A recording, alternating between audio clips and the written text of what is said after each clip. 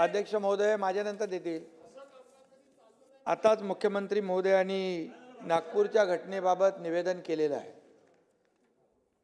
आणि अर्जुन खोतकर यांनी जालनामधली आताची ताजी घटना मलाही दाखवली, मुख्यमंत्री महोदयांनी दाखवलेली आहे. खरं म्हणजे गेल्या काही दिवसापासून या राज्यामध्ये औरंगजेबाचं उदात्तीकरण का सुरू आहे, कोणी सुरू केलं, कशासाठी सुरू केलं, याचा एक खऱ्या अर्थाने याच्या मुळाशी तर सरकार जाईलच. परंतु औरंगजेब हा चांगला प्रशासक होता. शिवाजी महाराजांसारखा अशी तुलना एकदा अबू आझमी यांनी केली होती आणि त्यावेळेस अबू आझमी यांना देखील त्यावेळेस देखील तशा प्रकारची समज दिली होती. पण पुन्हा त्यांनी काय राजकीय त्यांना फायदा मिळवायचा असेल म्हणून पुन्हा धर्मवीर संभाजी महाराजांचा अनन्वित छळ करून ज्या औरंगजेबाने हलाल करून त्यांचा छळ करून त्यांची हत्या केली हे आपल्या सगळ्यांना माहीत आहे. त्यांचा इतिहास जर वाचला शंभूराजांचा आणि आता जो छावा सिनेमा पाहिला तर त्याचं खरी वस्तुस्थिती त्याच्यामध्ये काय ती दाखवण्यात आलेली आहे. जर शंभूराजे छत्रपती संभाजी महाराज यांना 40 दिवस अनन्वित छळ केला, त्यांची जीभ छाटली, त्यांच्या अंगावरची सालटी काढली, त्याच्यावर गरम तेल ओतलं, गरम पाणी ओतलं, त्याच्यावर मीठ टाकलं, त्याची जीभ छाटली, त्याच्या डोळ्यामध्ये गरम शिगा टाकल्या, असा अनन्वित छळ केलेला औरंगजेबाचं उदात्तीकरण करणं योग्य आहे का, हे माझा सवाल आहे. आणि या औरंग्याचा हा अशा प्रकारचं उदात्तीकरण करणं म्हणजे खऱ्या अर्थाने आपल्या शंभूराजांचा छत्रपती शिवाजी महाराजांचा अपमान करणं, खऱ्या अर्थाने हा देशद्रोहच आहे. हा औरंग्या आला कशाला आपल्याकडे? आपल्या महाराष्ट्राचा घास घ्यायला आला, आपले मंदिरं उद्ध्वस्त केली, आया बहिणींचे अब्रू लुटली. त्यांनी काय काय केलं? शंभूराजे सापडत नव्हते तेव्हा निष्पाप लोकांचे बळी घेतले, रक्ताचे पाट वाहिले. हा सगळा इतिहास आहे. हा सगळा इतिहास असताना औरंगजेबाचं उदात्तीकरण करणं, समर्थन करणं, आम्ही कुठल्याही समाजाच्या विरुद्ध नाही आहेत. एक सच्चा देशभक्त मुसलमान पण या औरंग्याचं समर्थन करू शकणार नाही, करणार नाही. खरं म्हणजे अशा प्रकारचं त्याचं कौर्य होतं, अशा प्रकारचं त्याची क्रूरता होती. आणि ज्या शंभूराजांना त्यांनी अनन्वित छळ करून मारलं तरी सुद्धा शंभूराजांनी बलिदान केलं, पण त्याच्यासमोर मान झुकवली नाही भास्करराव. आणि म्हणून हा इतिहास आहे, हा इतिहास आहे. हा इतिहास आपल्या समोर असताना आज काल समजा नागपूरमध्ये एक औरंगजेबाच्या विरोधात आंदोलन केलं. कितीतरी आंदोलन होत आहेत. का औरंगजेब का आपला संत होता का, कोणाचा सगळे सोयरा होता का, कोणाचा नातेवाईक होता? कोण लागतो औरंग्या? कोण आहे औरंग्या? अरे उलट हा औरंग्याचा औरंगा हा महाराष्ट्राला लागलेला कलंक आहे, कलंक आहे. आणि म्हणून नागपूरमध्ये एकीकडे आंदोलन झालं, आंदोलन झाल्यानंतर ताबडतोब पोलिसांनी येऊन मध्यस्थी केली, पोलिसांनी दोन्ही समाजाला शांतता प्रस्थापित केली आणि बरोबर 8 वाजता संध्याकाळी 2-5 हजारांचा मॉब कसा काय जमतो त्या ठिकाणी महाल परिसर, मोमीनपुरा, हंसापुरी त्या ठिकाणी इतर भागामध्ये येतात लोक, जमतात सगळे लोक. घरात मी व्हिडिओ पाहिले, टी व्हीवर चॅनलवर बातम्या पाहिल्या, त्यांच्या प्रतिक्रिया पाहिल्या, त्या महिलांच्या, त्या लहान मुलांच्या प्रतिक्रिया पाहिल्या. घरामध्ये मोठे मोठे दगड टाकले, त्यामध्ये हॉस्पिटल तोडफोड केली. एक 5 वर्षाचा बच्चू मारता मरता वाचला. त्या ठिकाणी अध्यक्ष महोदय हॉस्पिटलमध्ये असलेल्या देवांचे फोटो जाळून टाकले. हे काय?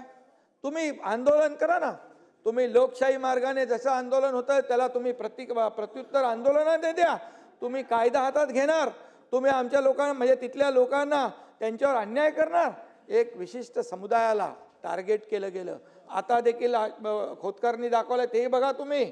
आणि यासाठी काल संध्याकाळी जो झालेला हल्ला आहे, 3 DCP लेवलचे अधिकारी जर जखमी होतात, दगडफेक होतीये, कुऱ्हाडीने हल्ला होतोय, पेट्रोल बंब कुठून येतात?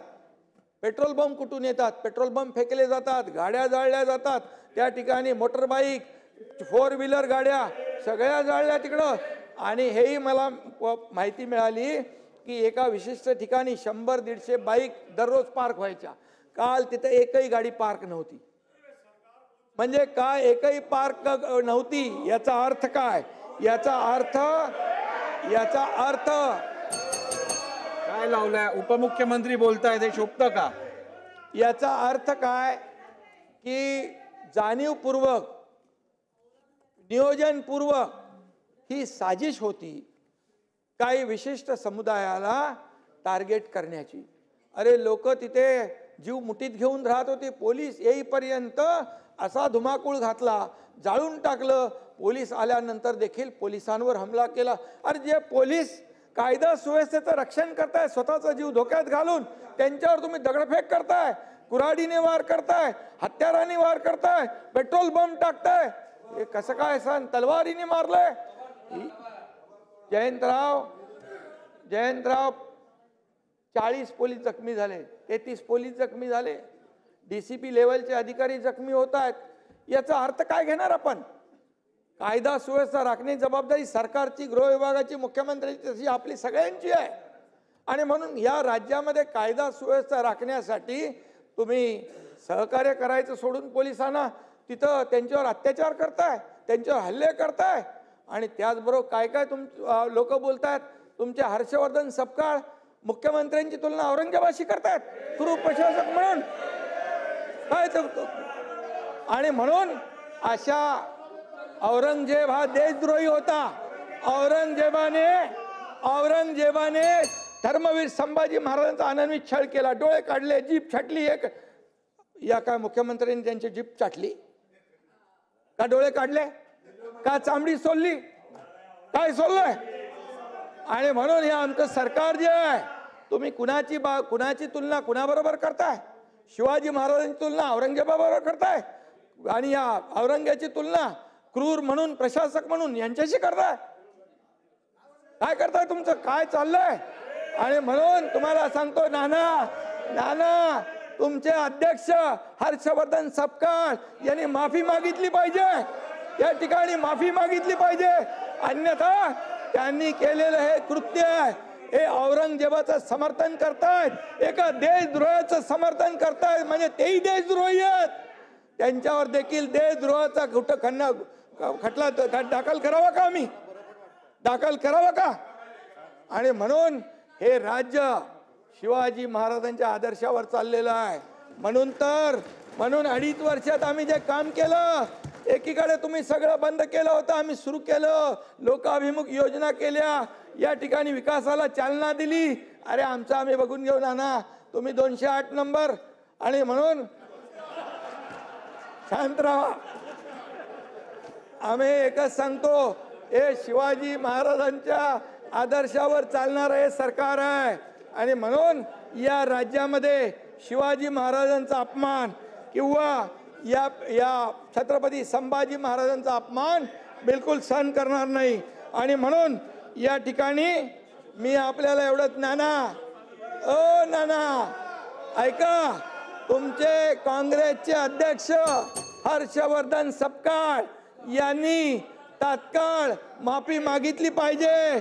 अन्यथा त्यांच्यावर मुख्यमंत्री महोदयाचा अपमान केला. मुख्यमंत्री महोदयानं औरंगजेबाची उपमा दिली. जो देशद्रोही औरंगजेब, देशद्रोह ज्याने आपल्या राज्यावर चाल करून आला, त्याला माफ केलं जाणार नाही.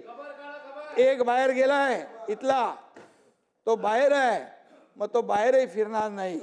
आणि म्हणून सांगतो, आपल्याला बोलताना तारतम्य बाळगून बोलायला सांगा. अरे तुम्ही ब्रिटिशांनी आक्रमण केलं, ब्रिटिशांच्या देखील खानाखुणा पुसून टाकल्या.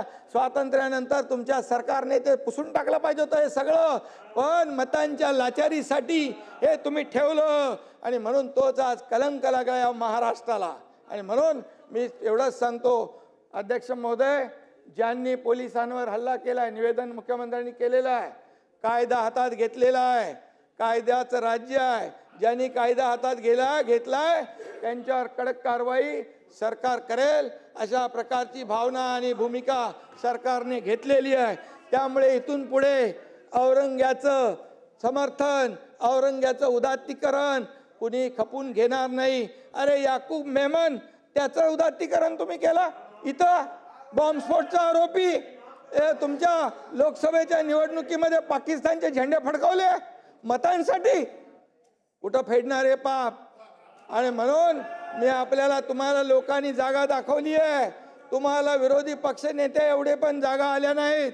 याचं कारण तेच की तुम्ही जे काय करताय आणि आम्ही जे करतोय लोकांनी ठरवून या ठिकाणी निर्णय घेतलेला आहे. म्हणून लोकांसाठी आम्ही काम करतोय, जनतेसाठी आम्ही काम करणार. आणि या महाराष्ट्रातल्या सर्व समाज जाती धर्माचे लोक यांना देखील आम्ही एक समान मानून आम्ही त्यांच्या विकासासाठी पुढे चाललोय. आणि म्हणून नाना तुम्ही मनातून खुश होत असाल पण ठीक आहे.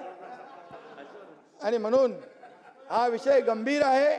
आणि एवढंच मी सांगतो, या राज्यामध्ये छत्रपती शिवाजी महाराज, छत्रपती संभाजी महाराज किंवा आमचे महापुरुष यांचा अपमान बिलकुल खपून घेतला जाणार नाही.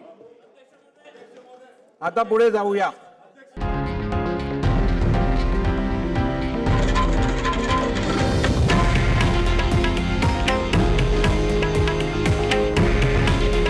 हे आहे देशातील नंबर 1 न्यूज नेटवर्क आणि आपण पाहत आहात TV9 मराठी. काळजी तुमची, हित महाराष्ट्राचं.